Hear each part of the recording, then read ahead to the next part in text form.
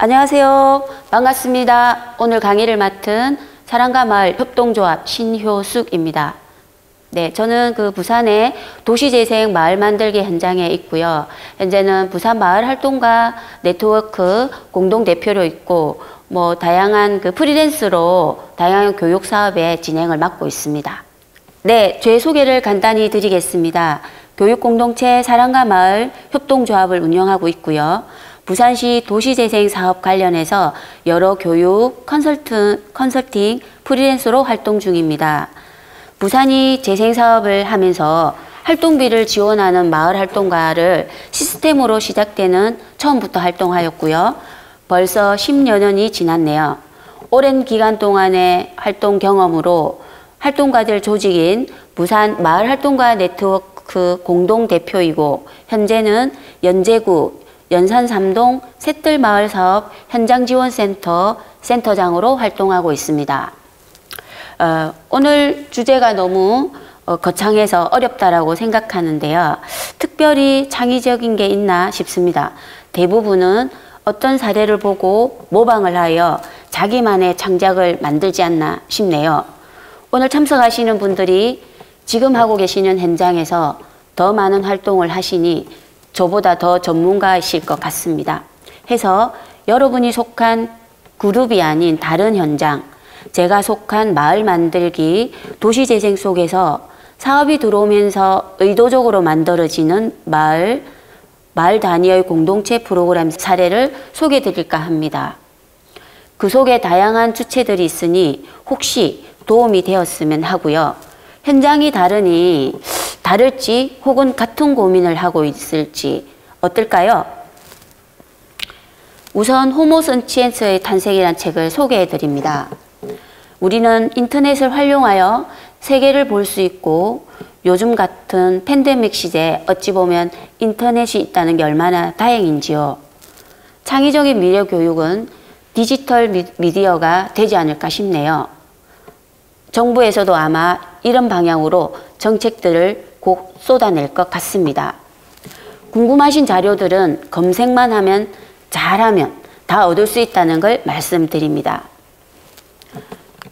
저 개인적으로는 프로그램을 운영하는 사람을 기획자와 같다고 생각합니다.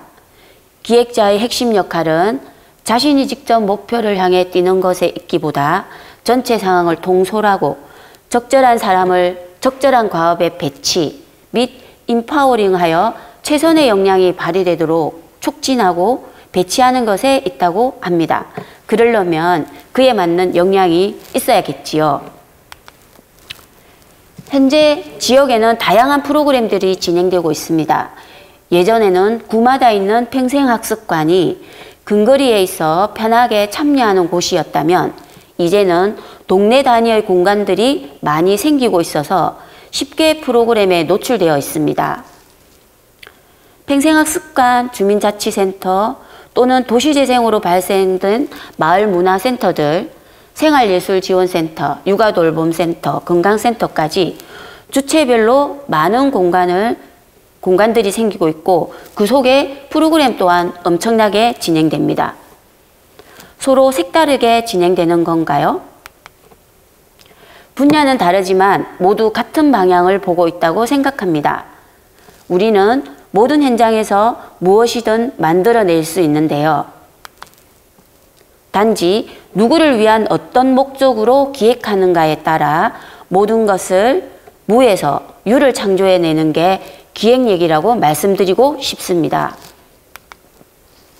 잘 아시겠지만 한번 정리하는 차원에서 기획은 기획 의도, 즉 목적, 왜 이게 필요하고 그렇기 때문에 이 일을 한다는 설득이 가장 중요합니다. 이게 그 프로그램의 방향성이고 핵심이기 때문인데요. 간혹 우리가 프로그램을 실행 단계에서 잘 놓치는 경우가 많습니다. 그렇게 하지 않기 위해서는 계획을 더 세밀하게 쪼개서 세우는 것이 필요합니다. 프로그램이 비슷해도 결과물이 다르게 나오는 것은 누구를 위한 어떤 목적인가에 따라 다양하게 창의적으로 진행될 수 있습니다. 분야는 다르지만 단순 프로그램이라도 지역의 이슈나 문제에 함께 공감대를 만들고 함께 해결해 보려는 시도가 마을 현장에는 더 많이, 더 깊이 고민하지 않나 싶습니다. 대부분의 프로그램이 개인의 이익보다 개인의 역량을 성장시켜 지역의 공동체로 그 역할을 순환시키는 데 목적을 두고 있기 때문입니다. 도시재생 현장은 주민의 삶터이다 보니 모든 것을 포함하고 있는 복잡한 공간입니다. 도시재생은 균형발전이라는 목적을 가지고 쇠퇴 지역 안에 근거리, 슬세권이라고 하지요. 슬리퍼를 신고 15분 정도 거리에 문화예술도 향유할 수 있는 공간, 도서관과 마을 카페가 있고 공원들이 있어서 산책도 가능하고 문화센터가 있어서 무엇이든지 맘만 먹으면 배울 수 있는 팽생학습 공간 등이 구성되어 있어 삶의 질을 높이고 일자리를 만들자는 취지입니다. 도시재생 정보는 종합정보관리 시스템을 검색하시면 부산의 모든 사업, 모든 마을 사례 등 정보를 보실 수 있습니다. 서치하시기 바랍니다. 다음은 주민자치 사례를 준비했습니다. 주민자치 사례는 우선 저도 이 주민자치 사례를 준비하면서 우리 구는 어떤 것들이 있는가 좀 확인이 필요해서 사상구 홈페이지를 좀 들어가 보았습니다. 그러다 보니까 그 정보공개, 행정자료실 등들을 막 들어가 보니 자치복규 정보 시스템 또는 자치행정 뭐 이런 것들이 다 정리되어 있더라고요. 그래서 어떤 과정에서 어떤 예산이 들어와서 어떻게 진행되는지 좀 내용들을 다 볼 수 있었습니다. 그래서 여러분들께서 이제 서치 앤스로 활용을 하시면서 원하는 정보들을 이제는 다 다양하게 얻을 수 있다. 그런 관점에서 좀 이런 사례들을 찾아보시면 좋을 것 같아요.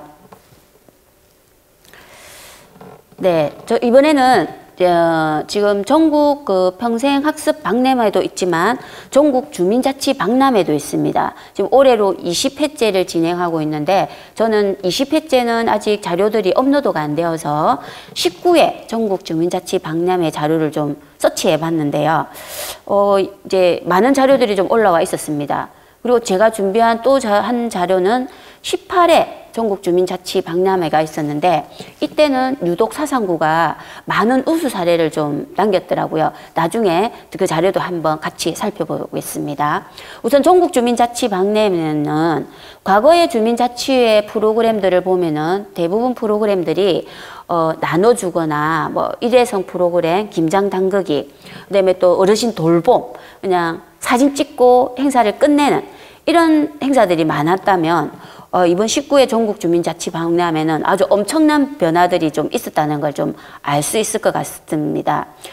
주민자치 박람회도 약간 이제 카테고리별로 조금 이제 그 형태를 좀 나눠서 심사를 하고 있는 것 같은데요.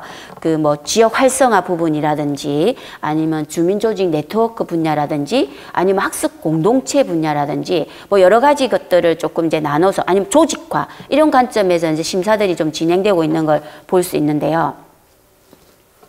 우선 보니까 지금 이제 교육들이 보니까 많이 바뀌어 있어요. 여러분도 아마 교육 공동체란 얘기를 들어보셨을 텐데, 이제는 이제 교육청에서도 진행하는 마을 교육 공동체를 좀 조직하고 만들고 그걸 지원해 줄 수 있는 이제 조례들이 만들어져서 부산도 아마 재작년부터 한 9년 정도 조례를 만들었고 2019년도 이후에 이제 주민들이 실제로 예산을 쓸 수 있는 이제 조례가 시행령이 만들어져서 아마 올해까지 계속 진행되고 있는 것 같아요. 그 구마다 몇 개의 단체를 지정해서 1,000만 원씩 주민 5명 이상이 모이면 1,000만 원씩 지원을 해주게 되는 사업인데요.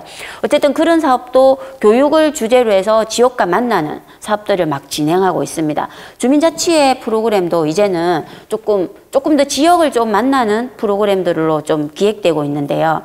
과거에는 그런 일회성 프로그램이었다면 지금은 조금 민주시민 교육이나 또 민주성, 공공성, 그리고 정책, 의제 발굴단, 마을 디자인단 뭐 이런 것들을 조금 더 강화된 그런 프로그램들이 진행되고 있고요. 실제로 이제 전국에서도 여러 가지 사례가 이제 주민이 동장님이 되기도 하고 감히 상상도 못했던 동장님이 되기도 하고 그 다음에는 동장도 이제 주민 손으로 뽑게 되는 사례가 몇 개 나와 있더라고요. 그것도 오늘 참고로 보여드릴 예정입니다.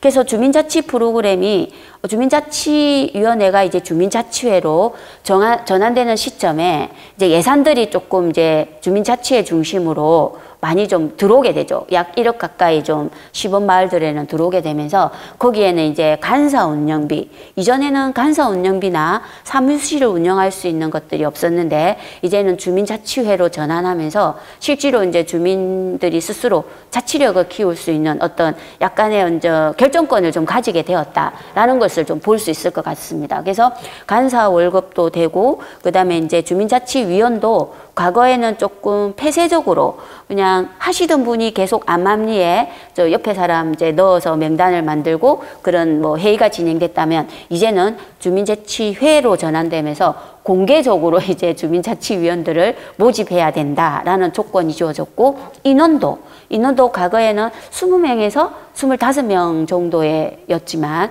지금은 50명으로 확대해서 이제 인원을 만들라는 이제 또 지침이 내려왔고 그 50명을 가지고 어떤 이제 분과들을 나누냐 뭐 여러 가지 그 교육 주제의 분과도 있고 뭐 복지 분과도 있고 여러 가지 이제 거기서 분과들을 만들게 합니다. 그런 분과들을 통해서 이제 실제로 우리 마을에 어떤 필요한 마을 총회를 할 수 있는 예산들이 이제 주어지는데요.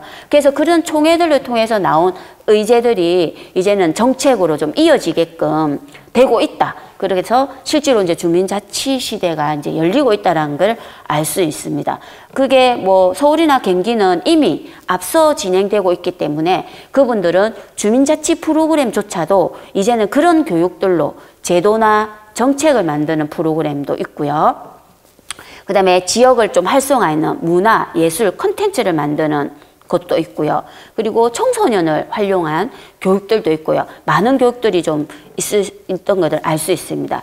제가 오늘 이 그 화면, 사진만, 이미지만 조금 올려놨지만 여러분들이 실제로 그 전국주민자치회 박람회 그 홈페이지에 들어가 보시면 그 다 하나씩 들어가 보시면 거기 내용까지 다 나와 있어서 여러분들이 좀 참고로 하실 수가 있을 것 같습니다. 몇 개의 사례 중에 저는 광역 최초로 개방형 읍면 동장제 시범 사업을 추진한 충청남도의 사례입니다. 여기는 실제로 이제 주민들이 직접 동장, 면장을 뽑게 되는 사례여서 제가 좀 소개를 해드리는데요. 여기는 행정구역이 그 주민자치회 해당이 67개나 된다고 해요. 그리고 그 국가에서 하고 있는 그 주민자치회를 좀 시범 사례로 가져왔고 그러면 그런 예산들을 어떻게 만드느냐 했을 때 주민세를 실제로 받고 있는 주민세를 활용해서 이제는 직접적으로 그거를 컨트롤하고 쓸 수 있는 주민자치회에서 그 돈을 활용할 수 있는 사례를 조금 가져왔고요. 여기는 그 기초자치단체의 주민자치 정책을 지원하는 광역 단위에서 조금 그렇게 할 수 있도록 지원을 했다라는 게 조금 되게 사례로 가져가 있고 또는 동네 자치, 주민자치 등의 단계별로 지원을 정책을 쏟아서 자치단체가 실제로 조금 이제 활용할 수 있도록 좀 했다라는 게 조금 이제 그 사례로 좀 볼 수 있을 것 같습니다. 예, 여기는 이제 마중물 사업비를 좀 받아서 뭐 우리 마을 스토리북도 만들고 무궁화 동상도 만들고 또 다문화 가정 난타 교실을 진행하면서 또 뭐 독거노인 말동무, 도배장판 지원, 청소년 백인 원타 토론 뭐 이런 것들을 진행하면서 조금 지역에 좀 일들을 좀 고민했던 것 같습니다. 그리고 여기는 이제 주민자치회 사무국을 운영하면서 아까 말씀드린 사무국장 인건비를 좀 주게 되었고요. 주민총회를 개최하기도 하고 뭐 여러 가지 통해서 이제 운영 경비도 지원하게 됐는데요. 여기에 가장 먼저 목적은 주민자치회를 읍면동 단위 주민대표 기구로 육성하여 자치계획을 민주적인 의사결정, 즉 주민총회를 통해서 수립하고 계획하고 시행한다는 거에 조금 이제 사례로 보시면 좋을 것 같아요. 그래서 아마 여기는 2018년, 19년도에 그런 것들이 이미 선정이 되어서 진행을 하고 있다. 부산도 이제는 그런 사례가 좀 나오지 않을까 싶습니다. 다음은 제도나 정책들을 활용한 광주광역시 서구 사례를 준비했습니다. 행정사무 위탁 사례를 좀 준비했는데요. 여기는 어떻게 이제 예산을 만들고 실제로 주민자치회가 좀 역할을 했는지를 보니까 그 행정사무 위탁 사례입니다. 무슨 말이냐면은 주민자치 그 동에서 행정동에서 행정 차량이나 그런 것들을 활용해서 하는 것들을 위탁을 받는 거예요. 그래서 위탁받아서 거기 나오는 이제 수수료 같은 것들을 실제로 이제 주민자치위원회에서 컨트롤하게 되는 거죠. 그래서 여기는 보니까 주민자치의 실행력 강화를 위해서 주민자치의 운영 매뉴얼도 제작을 하고, 그리고 화물 차량 같은 거 이용 협약도 맺고, 또 시민 공감 자치분권 학교도 좀 만들어서 운영하고 있고, 그리고 뭐 로컬 시대를 열어갈 여러 가지 코로나 극복하는 면마스크 제작, 혁신 플랫폼, 서로 사로 이념하는 그런 것들, 그리고 사회적 가치 지원 센터를 개소해서 이런 것들을 행안부에서 진행하는 여러 가지 사업들을 좀 진행하는, 그래서 주민자치의 수익을 좀 창출하는 방안들을 좀 많이 만들었다. 그래서 좀 좋은 사례가 된다라고 말씀하시고, 이게 이제 선정된 심사평을 보니까 민원 처리 수수료와 주민세 상당액의 주민자치 재원으로 활용한 케이스가 좋았다. 그걸 통해서 주민자치회의 실행력을 강화되었고, 그리고 행정동 행정차량을 주민자치회 위탁 사무에 활용할 수 있도록 업무 계약을 체결하고, 또는 소규형 주민자치회 운영 매뉴얼, 그리고 행정동장 업무 매뉴얼까지 발간해서 실제로 민간협력형 주민자치회가 기반되어서 아주 우수 사례로 볼 수 있다라고 심사평을 좀 적어놨는데요.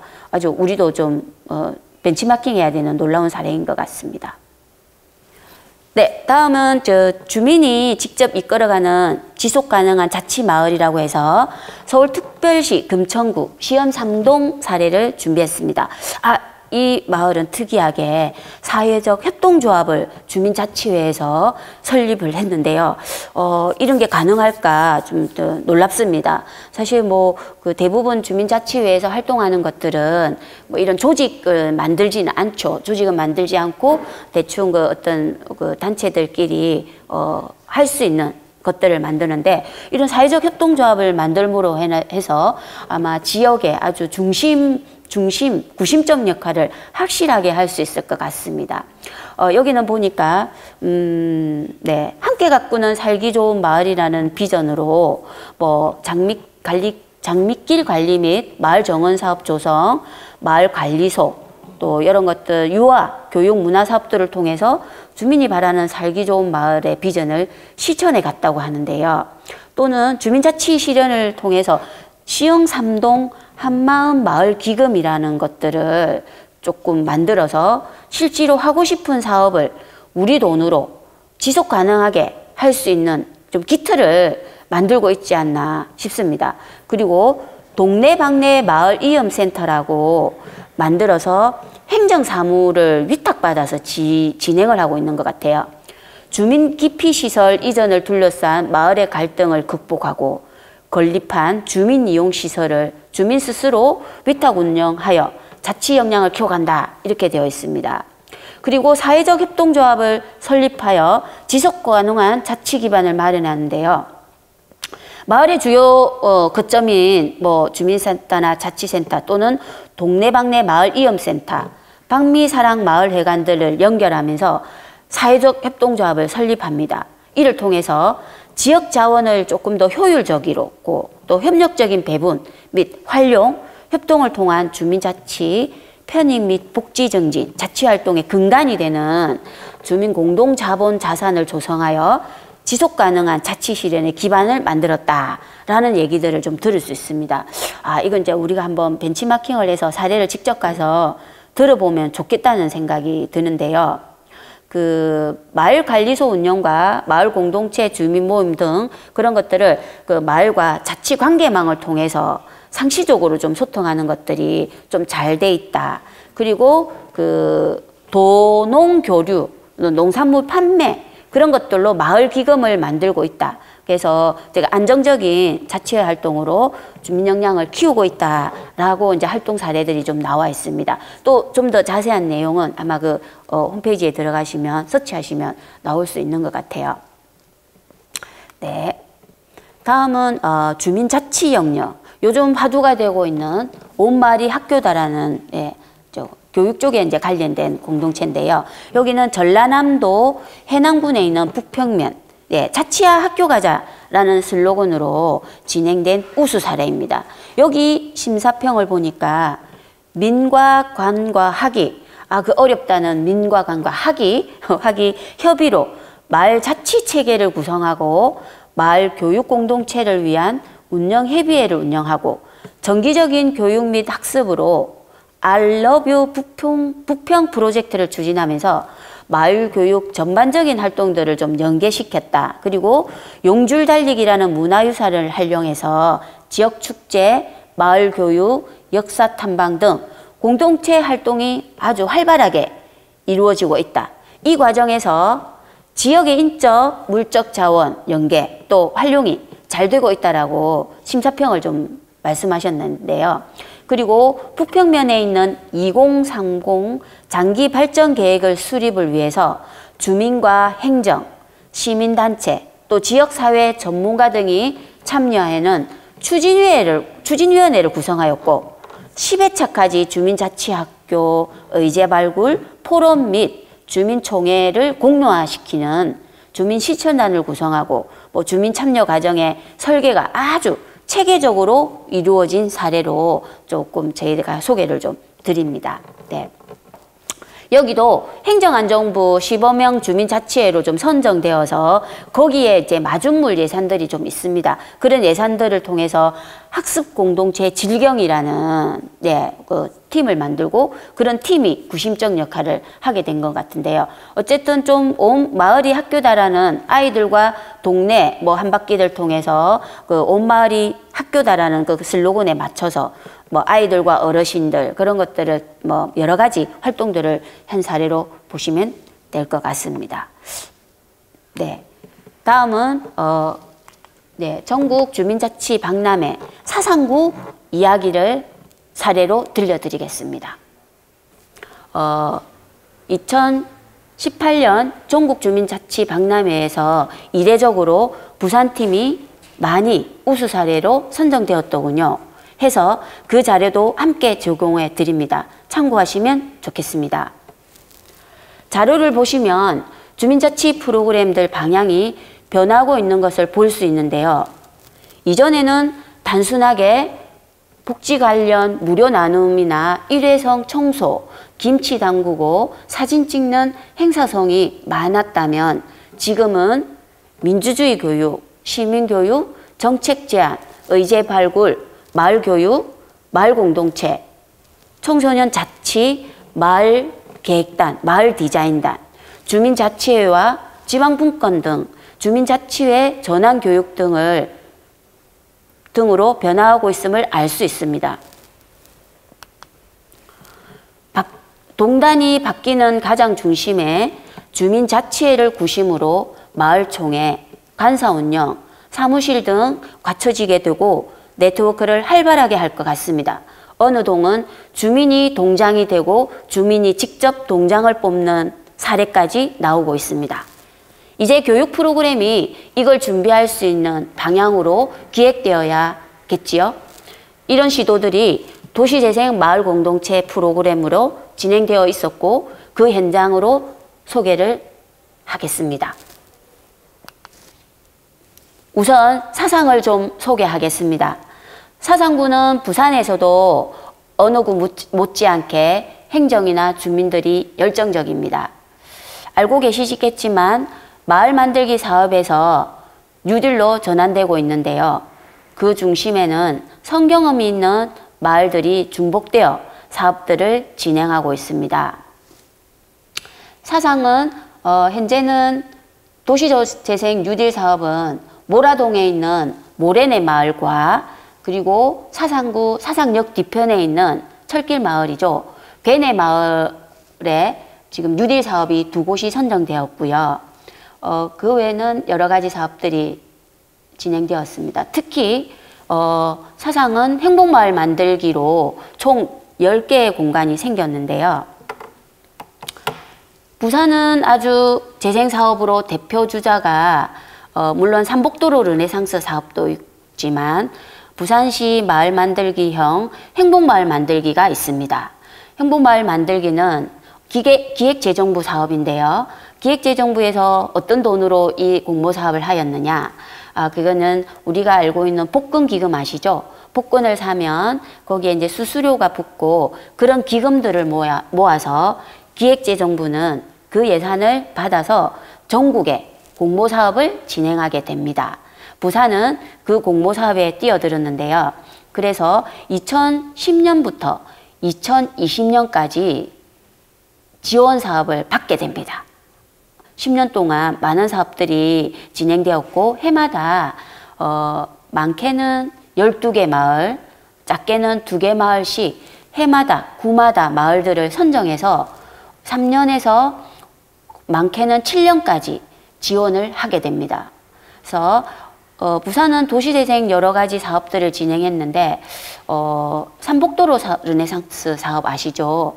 우리 부산은 그 피난 시대의 어떤 정책 이주 단지 또는 전국에서 피난민이 몰리면서 그 수요가 폭발적으로 증가하다 보니까 산으로 들로 집을 지어서 동네를 이루게 되는 사례들이 생기는데 그런 마을들이 현재는 노후화되고 쇠퇴되어서 그런 곳들을 조금 환경을 정비하고 가꿔보자는 삼복도로 르네상스 사업이 먼저 부산에서는 진행이 되었습니다.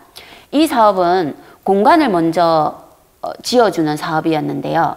그러다 보니 그런 그 쇠퇴지역 산만디에 공간들이 많이 들어서게 되었지만 실제로 주민들은 그런 거점이나 공간을 이용하거나 운영하거나 또 활용하는 역량들이 좀 없었다. 그래서 공간들이 많이 비어지는 상황이 생깁니다. 그래서 문제가 되었고 그런 문제점을 부산시는 인지를 하고 행복마을 만들기 사업할 때는 이제는 주민들이 먼저 원하는 것들을 진행하면서 공간이 들어가야 맞겠구나 라고 판단을 해서 행복마을 사업의 지원 방식은 좀 시스템을 달리 합니다.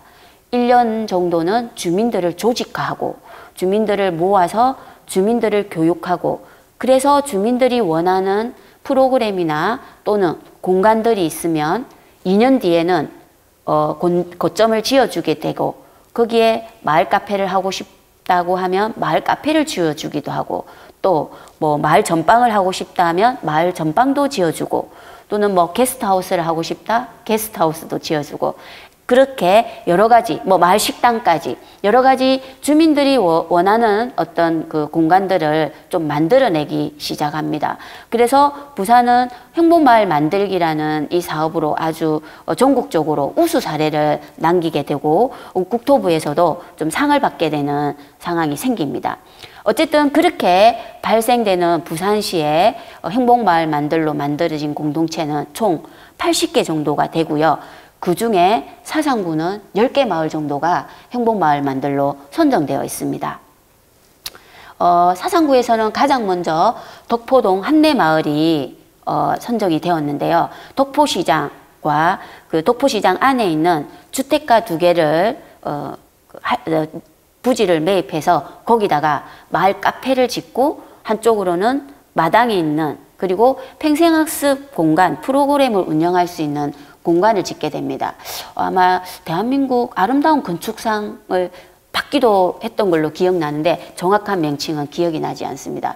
현재 덕포동은 활동가 또는 건강센터 이런 것들이 그 기능을 함께 하면서 아주 평생학습 공간으로 아주 활발하게 활동하는 걸로 알고 있는데요. 그 다음은 괴내 행복마을입니다.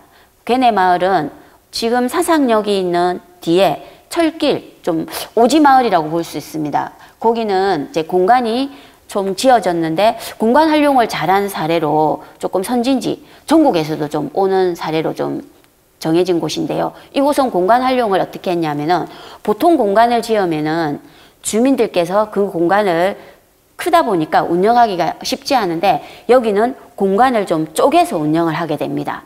공간을 4개의 기능을 넣게 되는데 한 공간은 1층, 한 곳은 경로당을 운영하게 되면서 경로당 사업비가 지원되면서 운영에 대한 어려움을 좀 해소했고요. 그 다음에 2층에는 2층 한 곳은 지역아동센터를 운영합니다. 그래서 자체적으로 또 공간비가 운영되고요. 그 다음에 그 옆에는 마을지기 사무소라는 그 공간을 또 기능을 넣습니다. 이거는 주민들이 조금 연세가 드신 분들이나 또 장애인, 또 독거노인들이 많다 보니까 예를 들어서 우리가 집에 전등이 고장나서 고치기 어렵거나 조금 뭐 큰 사업은 아니지만 소소하게 불러서 좀 고칠 수 있는 것들을 이 마을지기 사무소에 얘기를 하면은 고쳐주는 그런 활동이고, 이것도 일자리 지원 사업으로 2년씩 거기에 사무 보시는 분과 그리고 수리를 해주시는 마을지기 분이 계시면서 동네를 조금 케어하는 그런 사업이 들어와서 요것도 공간이 조금 기능을 좀 하게 됐고요. 그 밑에 한 공간은 이제 부산에서 가장 먼저 시도한 5명의 공방의 독수리 오행제라고 하는데, 공방의 협동조합이 만들어지게 됩니다. 협동조합을 만들어서 홈패션을 배우고 공동 작업도 하는 공간이 생기고, 또 그 옆에는 미식을 가르치는 교육장도 있고, 그래서 이분들이 다양한 수공예와 그런 체험공예들을 교육도 할 수 있게 역량들이 높아지면서 사상구에서는 또 혹은 또 다른 구로 조금 그런 그 배움에 또 그런 것들을 좀 나눠주는 아주 훌륭한 그 활동을 하고 있습니다. 작년에 도시재생 뉴딜로 선정되어서 아마 생태문화마을 만들기를 진행하고 있는 것으로 압니다. 한번 여러분들이 시간 되시면 구경삼아 한번 가보시면 좋을 것 같아요. 다음은 운수골 행복마을입니다. 모라 3동에 운수골 가기 전에 임대아파트가 있는 곳이죠. 이곳은 건강마을 만들기, 희망마을 만들기, 특히 복지관에서 조금 연대해서 아주 마을과 함께 훌륭하게 그 역할을 좀 해내주시고 계신 곳이었는데요. 제가 초창기에 조금 갔던 마을이어서 좀 생생하게 기억됩니다. 이 마을은 어떤 프로그램을 했냐면 약간 지역화폐를 조금 적용해서 품앗이 활동 혹은 그 임대아파트에 사시는 분들이 몇천 분이 계세요. 몇천 세대가 되어서 혹시나 이제 이런 곳에 집에 안 쓰는 물건들 또 혹은 선물을 받았는데 근데 나한테 필요하지 않아서 재워놓은 물건들을 막 모아서 그런 것들을 장터를 한번 열어보면서 그게 조금 크게 발전되어서 아주 사업을 좀 잘한 곳이긴데요. 지금은 현재 제가 가보진 않아서 어떻게 진행되고 있는지는 잘 모르겠습니다. 아마 잘 진행되고 있을 거라고 믿고 있습니다. 다음은 학장도 세반마을입니다. 이곳은 1층은 평생학습 프로그램이나 문화예술 프로그램이 운영될 수 있는 공간이 만들어졌고, 2층에는 주민들이 이용하는 작은 도서관, 북카페, 카페들을 운영하게 되는데요. 여기는 주민분들이 실제로 바리스타 교육을 배우셔서 조금 연령대가 높으신 어르신들이 바리스타 교육을 받아서 카페를 조금 이제 당번제를 운영하면서 조금의 활동비를 받고 운영을 하고 계시고, 지금은 아마 이전에 행복마을을 하면서 끝나면 동시에 샛들마을 사업이 들어와 있고 또 도알 사업도 들어와서 지금은 한켠에 옆에 또 공간이 하나 더 생긴 걸로 알고 있습니다. 거기에 아주 주도적으로 또 활동하는 팔방미인이라는 학장 공동체가 또 엄마들의 공동체가 조직되어 있죠. 그래서 아마 최근에 들은 소식은 팔방미인이라는 엄마들, 육아 공동체 엄마들과 세반마을 어르신들의 공동체가 이제 하나로 하나로 합쳐지면서 협동조합을 하나로 합쳤다는 소식을 좀 좋은 소식을 들었습니다. 이렇게 어르신들이 할 수 있는 그런 그 동력이 약한 마을들은 저런 젊은 엄마들이 좀 함께 해주면은 사업에 좀 시너지가 날 것이라는 생각이 듭니다. 그래서 거기도 아마 학장천을 배경으로 다양한 뭐 환경운동이나 환경활동, 아이들과 함께하는 장터, 그리고 여러 가지 나눔 활동, 그런 것들이 진행되고 있는 것을 알 수 있습니다. 다음은 사상구 강성대 행보마을인데요. 여기는 덕포동에 있습니다. 덕포동의 사상고등학교 앞쪽에 있는 마을인데 아주 나눔 활동을 열심히 하는 주민들이 갤러리 부엌이라는 곳을 만들어서 나눔 활동을 거의 주축으로 하고 계십니다. 저도 가서 식사를 해봤는데 너무 맛있어서 네, 너무 감사했다는 생각이 들고요. 그 다음은 줄의 옹골 마을입니다. 이 마을도 조금 초기 마을로 보시면 되는데 여기도 1층은 프로그램실로 되어 있고 2층은 도서관과 회의실, 뭐 여러 가지를 할 수 있는 기능이 들어가 있습니다. 여기는 뭐 주민들이 풍물 교실도 하고 계시고 꽃차나 이런 텃밭들을 운영하고 계시고 그래서 그런 차 만들기나 이런 것들을 좀 활발하게 하고 계십니다. 이제 그런 마을들 이 사업을 계기로 또 원래는 그 들어가는 진입로가 조그만 굴다리가 하나 있는데 차 하나도 지나가기 좀 힘든 곳이었어요. 그 마을에 들어가려면 진짜 저 둘러서 가게 됐는데 이제 이런 계기가 공동체가 조직된 계기가 되어서 철길 사업이 진행되었고 굴다리가 하나 옆에 크게 이제 만들어졌습니다. 그래서 차가 조금 더 큰 차들이 좀 진행하게 되면서 마을로 진입이 조금 용이하게 된 것을 알 수 있습니다. 그래서 다음은 모래내 행복마을입니다. 드디어 계속 이 마을들은 예산은 끝났지만은 그분들이 계속 도시재생 뉴딜을 가기 위해서 계속 도전을 하셨고 삼수를 하셨어요. 삼수를 하셨는데 드디어 이제 올해 선정이 되어서 이제 현장지원센터가 생겨서 저분들이 이제 앞으로 활동을 잘 하게 될 것 같습니다. 그래서 모래내 그 골목 상권과 주변의 좀 상권을 활성화시키는 사업들이 진행될 것 같습니다. 다음은 삼락동, 우리 그 생활문화센터인가? 그쪽에 있는 가포 행복마을입니다. 여기는 아마 초창기에 제가 또 들어갔던 마을이어서 조금 기억이 나는데요. 초창기 들어가서 좀 조직을 하고 이때 그 사상구에서 그 사상구 구민 도시재생 아이디어 공모를 했습니다. 그래서 제가 조금 가포마을을 다리를 좀 활용한 다리 축제 그리고 그 주민들이 보행 도로가 좀 확보되지 않았어요. 그래서 보행 도로를 확보하기 위한 그 하천을 배경으로 걷기를 할 수 있는 데크를 좀 조성해 주는 그래서 그 생활 그 역사관을 배경으로 앞쪽에 문화마당을 좀 구성해서 축제를 하고 지역을 조금 문화로 좀 활동할 수 있는 그런 것들을 공모를 했는데 제가 좀 장려상을 좀 받아가지고 그때 좀 뿌듯했습니다. 그래서 그런 사업들이 실제로 지금 좀 진행이 되어서 데크화 되어 있고 주민분들이 조금 이제 둘러서 좀 다닐 수 있게끔 좀 보행도로가 확보된 케이스입니다. 네, 그렇고 지금은 아마 그 시장, 독포시장 내에 아마 독포시장이 있고 또 삼락시장이 있는데 사실 독포시장인데 삼락 쪽에 좀 가까운 삼락시장에는 또 거점이 생겨서 사랑방이 운영되고 있습니다. 거기에서 뭐 여러분들이 이제 수공예로 여러 가지 또 활동을 하시는 그 공동체가 조직되어 있고요. 다음은 감전 서감행복마을입니다. 서감행복마을은 공간을 받지 않았어요. 대신 이제 주민센터 그 2층을 활용해서 다양한 프로그램이 진행되었고 여기는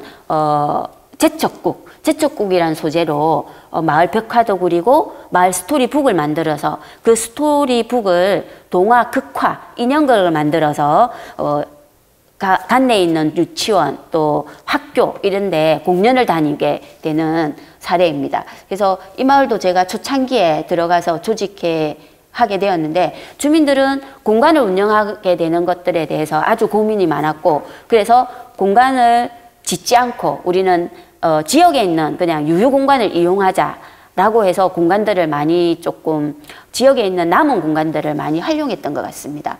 저 사진은 단합대회입니다. 그 삼락 생태공원에 오토 캠핑장이 있는데요. 주민분들이 1년 동안 열심히 활동하고 1박 2일로 저희들이 저기에 가서 또 마음도 힐링하고 다음을 준비하는 그런 계기가 된 것 같습니다. 다음은 아마 그 사상구에서 행복마을 만들기 마지막 주자인 것 같아요. 그리고 부산시에서 진행하는 행복마을 만들기 사업이 이제 예산이 이제 20년까지의 예산이었기 때문에 예산이 이제 어느 정도 줄어들면서 많은 예산을 하지 못하는 이제 시기에 아마 은궁은 선정이 되었고, 저기나마 마을 숲이나 생태, 역사, 마을 이야기 이런 것들을 뭐 교육 공동체를 조직해서 진행되는 마을로 알고 있습니다. 제가 가보지는 않아서 자세히 설명을 못 드리고요. 아마 이런 거는 아까 제가 말한 그 도시재생 정보 종합 시스템에 들어가시면 모든 관리들을 볼 수 있는 상황일 것 같습니다. 지금부터 여러 사례 중 제가 있었던 북구 구포이동 구남야시국의 마을 사례를 말씀드리겠습니다. 이 마을은 공간비도 없었고 작은 교육비 정도의 예산만 가지고 들어가서 주민 한 분 한 분을 만나 조직하게 되고 적절한 프로그램을 활용하여 지역의 리더를 발굴의 과정을 만들었습니다. 삼터에서 배우고 나누는 과정을 함께하며 일터까지 갈 수 있기를 희망하면서 열정을 쏟았습니다. 공간 없이 3년을 보내는 게 쉽지는 않았지만 도전하는 마음으로 조금 무모했지요. 네. 2017년 9월 처음 사람들을 모을 공간이 필요했는데 유휴 공간이 없어서 마을들을 뒤지기 시작했고 선뜻 내주는 공간이 없었어요. 마을을 돌다가 마을의 중심에 있는 교회를 발견합니다. 위치가 아주 좋았습니다. 목사님을 찾아가 설명을 드리고 그 설명을 들으시니 흔쾌히 1층 교회 청년들이 운영하는 북카페 공간을 주 1회 내어주셨고요. 이곳은 교인들이 주일에 식당과 휴게소로 사용하는 곳입니다. 여기서 매주 월요일 하루 종일 문을 열고 시작했습니다. 한 분 한 분 차 마시고 가시라고 붙잡고 이런 얘기 저런 얘기 하면서 월요일마다 빠지지 않고 2년간 공동밥상을 진행했어요. 처음에는 예산이 별로 들지 않는 찌짐을 굽기도 하고 도시락을 싸오기도 하고 돌아가면서 반찬을 싸오기도 하면서 점점 북카페 주방까지 점령하면서 아예 밥을 해먹게 되었습니다. 해먹으면서 그 시간대 지나가는 사람, 또 바닥에 앉아 계시는 어르신들 모두 들어오라 하면서 같이 적으면 적은 대로 함께 나눔을 했습니다. 그러다가 교육을 하나 기획했습니다. 이 마을 참여 주민들이 어르신들이 많아 젊은 엄마들이 필요했어요. 동네 주민 50%와 북구에서 활동할 주민 50%를 모집해서 우리 동네 활동가를 키우고 1년은 이 마을에서 활동해야 한다는 조건을 걸었습니다. 그 이후에는 각자 마을에 가서 리더로서 활동을 하시라고 부탁을 드렸고요. 많은 분들이 참여했고 이분들이 팀을 나누어 본인들이 가진 자원을 활용하여 하고 싶은 활동을 기획하게 하고 그것을 실행까지 경험하도록 기획을 했습니다. 먼저 경로당 봉사를 하고 싶은 팀은 경로당으로 들어가서 동화를 읽어주거나 레크레이션을 준비해서 역할을 나누어 1시간짜리 프로그램을 기획하고 그것을 정기적으로 하겠다는 어르신들과 약속하는 1년간 진행을 했습니다. 그 이후에는 그 경험으로 경로당 사업에 참여하는 강사들이 실제 일자리로 연결되었습니다. 함께 밥을 해먹고 함께 놀기도 하고 어르신들이 계속 해달라는 요구에 활동가들이 떠난 1년 뒤에는 실제로 구남 공동체에서 같은 방식으로 이어받아서 진행을 했습니다. 여기서는 맛있는 수요일과 여가활동 봉사단이라는 프로그램으로 이후 지역에 봉사하겠다는 단체들과 연계도 해주고 평생학습관 배달 강좌도 신청하여 연계시켜 드렸습니다. 다음은 공동체 분들의 재능 나눔터를 운영했습니다.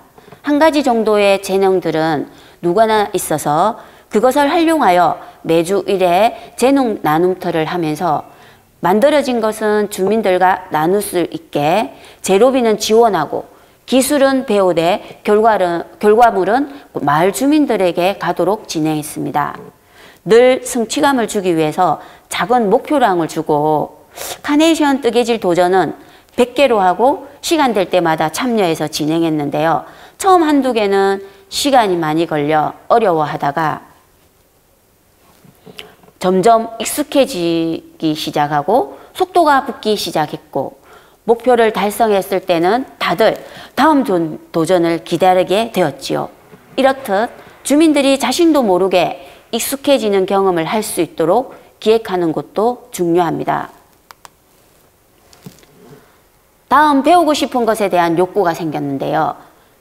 마을 골목마다 다녀보기로 했습니다. 도시락은 필수이고 간이 테이블을 준비해서 주마다 골목에서 함께 배우는 놀이터를 운영했습니다.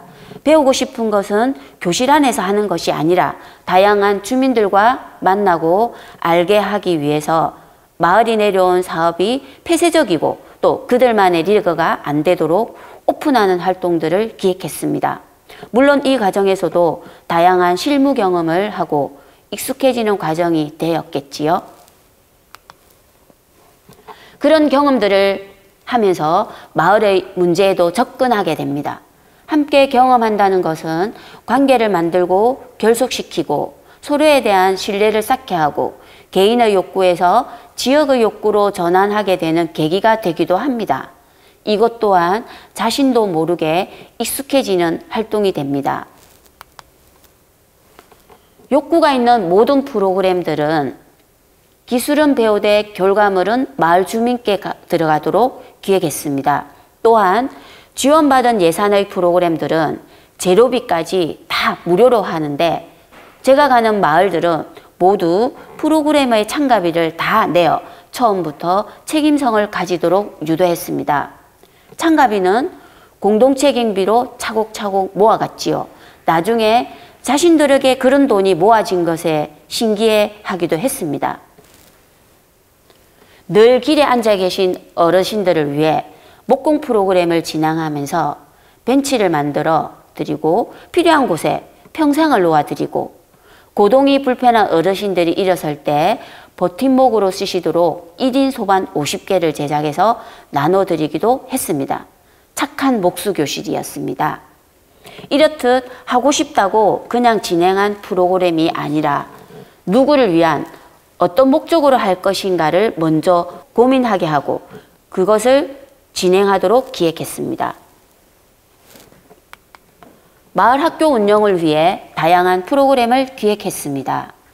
또 하나 중요한 것은 계획을 했으면 누가 진행해도 꼭 실천을 하도록 했습니다. 앞서 진행한 프로그램 활동으로 함께 경험하고 골고루 모두 성장하도록 진행했기 때문에 이어서 누가 빠져도 할 수 있는 역량을 키워두도록 하는 게 중요했습니다. 또한 배우면 바로 실천하도록 기획했습니다. 이런 과정을 거치면서 주민들이 엄청나게 성장했지요. 결과물을 잘 만들어내는 성장이 아니라 이런 활동으로 혼자 생각할 수도 없는 것들을 이루어내는 경험과 공동체의 주도성과 지속성을 고민하게 하고 사업에 의존하지 않고 스스로 책임져야 한다는 의식들이 성장하게 된 것 같습니다.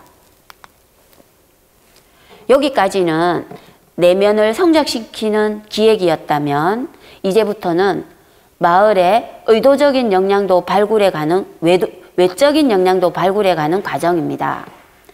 마을의 스토리텔러를 찾는 여정이고요. 여기는 어린이 기자단을 운영하면서 어르신들 인터뷰를 하여 스토리북을 만들고 야시곡에 야시라는 우리 마을의 수호천사를 컨텐츠화합니다.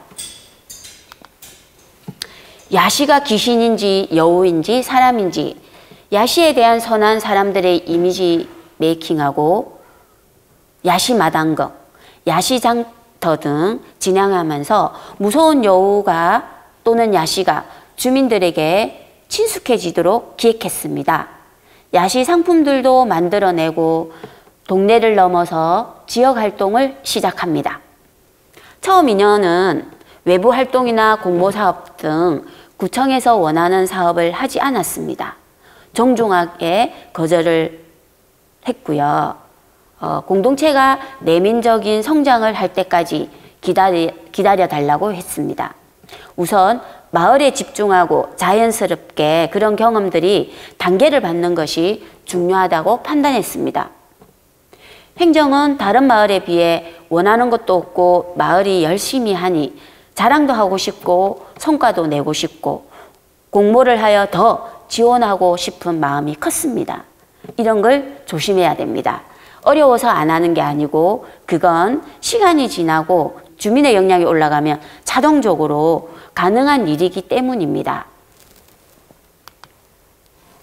달카페를 기획했습니다. 이건 마을 내 주민들이 아니 지역 안에 함께하고픈 단체, 공간 운영자분들 또는 관심 있는 분들을 초대하기 위해서 만든 활동입니다. 주민들이 직접 내용을 진행하고 준비하는 활동으로 기획했지요. 항상 모든 활동의 처음은 제가 기획하고 진행하면서 주민들이 어렵지 않게 할 수 있도록 함께 했습니다. 야시라는 스토리로 지역 축제 정도는 가기를 바라는 마음으로 기획했습니다. 제1회 야시축제는 청소년 기획단을 만들어 공동체와 함께 준비하게 하고 거리 퍼레이드까지 청소년들이 하게 했지요. 축제 안에 북구 최강 야시 선발대회, 귀곡 터널 등 재미나게 했습니다. 1회 대상받은 팀인데요. 대상팀은 지역 도자기 작가님의 작품으로 여우 트로피를 준비했습니다. 특혜로는 2회 심사위원으로 위촉이 됩니다. 제2회 야시축제입니다. 해마다 장소를 옮기면서 진행해 보았습니다. 제2회 때는 축제 내 감사패를 만들어 담당 주모에게 공동체에 전달하는 이벤트를 하게 했는데요. 눈물을 흘려서 놀랐습니다. 도시재생과 과장님도 모셔서 너무 감사하다는 말씀을 전해드렸는데요. 잘했다는 생각이 들었습니다. 항상 주는 입장에서 받는 입장이 되니 감동스러웠나 봅니다. 2020년 3회 야시축제는 비대면으로 진행했습니다. 다들 처음에는 유튜브와 영상 촬영에 부담이 컸지요. 마을 미디어 교육, 크리에이터 교육 등 다양하게 해보았습니다. 그리고 드디어 공간이 생겼지요. 그간 공간 없이도 엄청난 활동들을 해서 교회는 처음에 주 1회였다가 주 3회가 되고 나중엔 공간을 허락한 목사님과 반대하는 장로님들 사이에 안 좋아져서 장로님들이 교회를 떠나시는 사건까지 생기고 그런데도 감사하게도 목사님께서 공동체를 지켜주셨지요. 나중에 알고는 어찌나 죄송하든지 이런저런 이유로 30평 정도의 공간을 받게 되었습니다.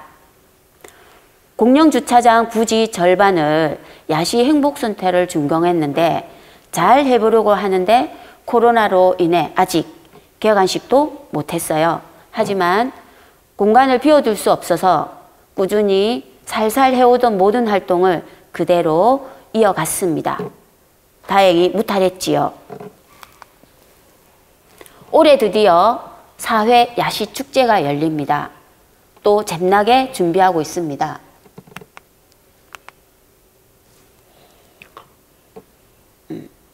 축제는 콘텐츠를 발굴하는 큰 그림은 테마파크로 야시 테마파크가 조성되는 게 마지막 그림이었는데 향후 북구에서 마무리할 것이라 기대합니다. 코로나로 인해 수익 구조는 만들지 못했어요. 계획과 준비는 되어 있는데 실험을 안 해서 마무리를 해드리려고 지금은 회원으로 눌러앉아서 무료로 활동을 하고 있습니다.